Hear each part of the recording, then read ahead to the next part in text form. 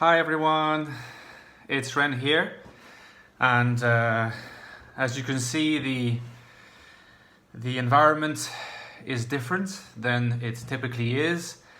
This is my mum's home, my mum's house, my home, and I'm staying here for the weekend, so I guess I will be taking advantage of its Mediterranean climate. It's just so much more sunny than the cloudy parts of Geneva. In this video, I would like to continue talking about INFJness with an emphasis on how, the question how rare are INFJs, because it's a well-known thing that INFJs are the most rare type. And I would just like to give my experience as regards whether this is something that I have experienced myself in my own life.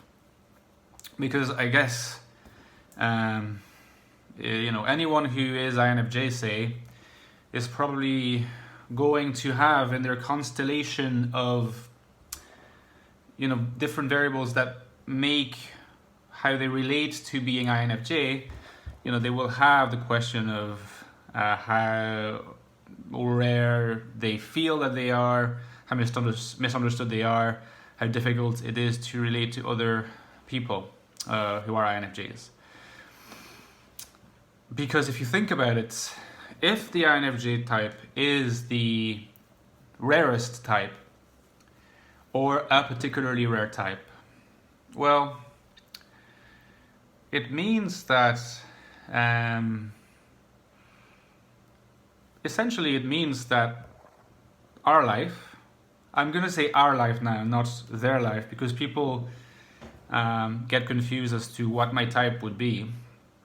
So our life as INFJ is going to be one that is predominantly about adapting to circumstances that are, in a sense, not optimal for us. Since we are supposed to be, 1% of the population or 2% of the population with a liberal estimate. In fact, it's even more difficult if you're, it's not difficult, but it's even more extreme if you're a male INFJ, because the male INFJs, like myself, are supposed to be like 0.5% of the population, which is a ridiculously rare statistic. But I think, based on my own experience, and we're kind of circling back toward the topic here, based on my own experience, this is kind of true.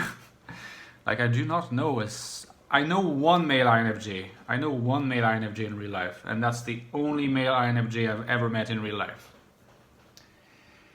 He is he's from Northern Ireland, and I met him in Geneva last year. I met him last year. And at least from my end, there was a connection there. I think there was from his end as well. He's a bit younger, very, very brilliant guy. Unfortunately, he had to leave Geneva, or, it was planned that he was going to leave Geneva to pursue his studies. And he's now back in Switzerland, but he's in Zurich. Like, he's a very brilliant, researcher in neuroscience. And it was great. It was great to meet him. The irony of it is that when I met him, I was only kind of getting into MBTI at the time, and I was still in going through that mode of thinking I was INTP, which is, in retrospect, is a little funny. But so he was quite definite about. Actually, he was mostly quite certain of being INFJ. But he was kind of on the cusp between T and F, and so he was wondering if he might be INTJ. He clearly identified as a J. And when you think about it, being on the cusp between T and F is something quite common for INFJ, precisely because the T in the function stack of the INFJ comes straight after the F. So, that was my case as well, except that I identified more as an INTP because in my old perception, I was thinking, well, you know, I'm relatively organized, but like I'm not like the most organized person in the world, and I'm a very I'm a very intuitive, like floating intuitive person, often like with my head in the clouds. So I was thinking that must be a P thing. But anyway, the only time in my life that I actually talked face to face with a male INFJ. So I guess that's pretty empirical evidence that male INFJs are rare. I mean, I know a lot of male INFJs now online, but that's because I went specifically, you know, I went to meet them in INFJ communities online after I kind of came to the realization that I was one. And that was great, and it's been great. You know, I'm still part of those communities and on the forum, where I'm friends with a lot of INFJs, including male INFJs, and I meet some on YouTube as well. Like there are people on YouTube that have been commenting on my videos. I really appreciate that immensely, and some of them have been male, and it's really fascinating because sometimes I'm asking myself the question, where are they? You know, where are the male INFJs? I don't know if the 0.5% percentage is absolutely correct to capture how rare they are, but certainly in my life it's the rarest personality type that I have come across. Divided by gender, because I have certainly met several, not to say many, but I have certainly met several female INFJs. One of them is my friend. She's Swedish. She's never done the test, but I know that she's INFJ. She has all the traits. So she's an INFJ and she's my friend. I met her in Geneva also. I mean, of course, this coincides with my time in Geneva, which is since 2014, because that's kind of roughly the time when I became aware of MBTI and I started to perceive people like a psychopath in terms of their potential stacks, MBTI stacks. So I've got this Swedish friend. I had one of my employers in a previous organization in Geneva, very clear INFJ with like a female with an unbelievable stare. I bumped into her recently and I was like, yeah. Because at the time I was wondering if she might be INTP, but like she has a crazy stare. It's impossible that she's not INFJ. And she clearly is. So, you know, and I could mention a few more females, but male, no. And in fact, you hear sometimes that you know, on the MBTI official website, which I have to admit I've never consulted, or maybe once, you hear that the rarest type is the female INTJ. And I would say that male INTJs are really rare. I mean, like I've come across quite a few male INTPs. Like I can definitely say that the male INTP is not the rarest type I've come across. I've come across many of them in real life.